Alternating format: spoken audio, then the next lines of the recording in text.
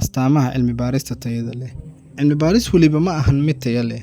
Cilmi baarista wanaagsani waxay leedahay astaamo cad oo lagu garto, kuwaasi oo muujinaya in natiijooyinkii la helay lagu kalsoonaan karo. Haddaba, waa maxay astaamaha cilmi baarista fiican? Aan si kooban u dulmarno astaamaha muhiimka ah ee lagu garto cilmi baarista tayada leh. 1. Waa mid nidaamsan. Cilmi baarista wanaagsani waa mid raacda tillaabooyin cilmiyeed oo nidaamsan, laga bilaabo su'aasha cilmiyeed ilaa iyo falanqaynta. Marxalad kasta waxay leedahay qorshe, habraac iyo sabab. Tani waxay ka hortagtaa qaladaadka iyo xog qaldan oo la helo. 2. Waa mid ku salaysan xaqiiqooyin.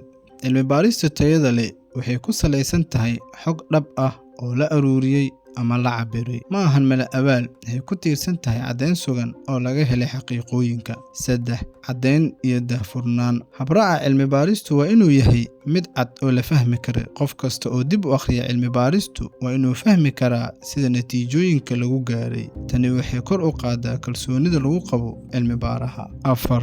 Waa mid leh su'aal cilmiyeed cad. Cilmi baarista wanaagsani waxay ku bilaabataa su'aal cad, kooban, lana baari karo. Haddii su'aashu tahay mid jahwareer leh, cilmi baaristu waxay noqotaa mid aan jihaysnayn. 5. Tixgelinta akhlaaqda. Cilmi baarista tayada leh waa mid tixgelisa xeerarka anshaxa cilmiyeed. Tani waxay ka dhigan tahay in xogta loo ururiyo si ixtiraam leh, loona isticmaalo si mas'uuliyad leh, ayadoo la dhowrayo xogta qarsoon iyo oggolaanshaha ka qaybgalayaasha. 6.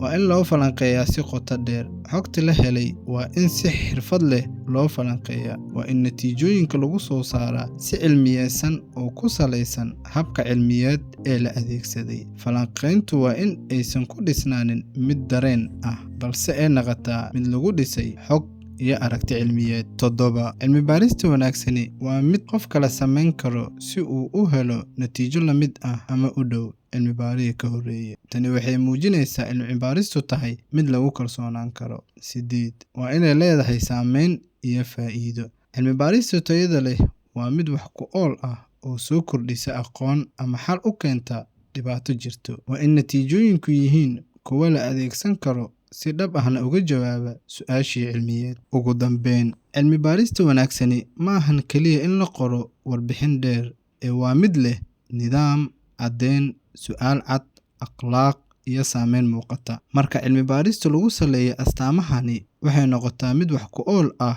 oo la isku halayn karo, lana ogolaan karo in lagu gaaro go'aano cilmi hor leh ama wax ka beddel bulsho iyo dhaqan.